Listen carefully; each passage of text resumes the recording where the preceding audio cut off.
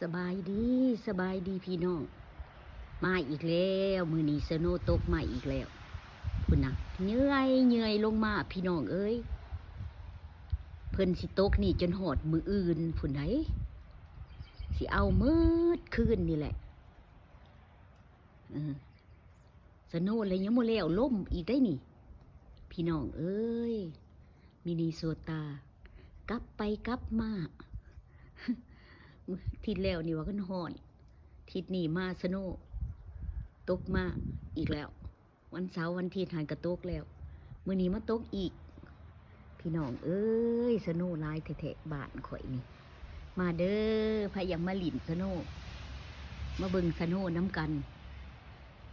งามลงมาขาวเจ้อ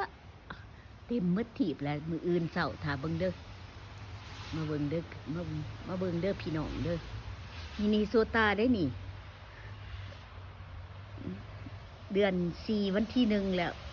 ยังสนุกตกกุบอยู่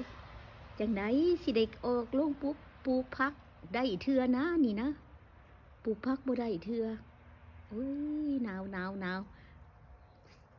ไปก่อนเด้อหนาวแล้ว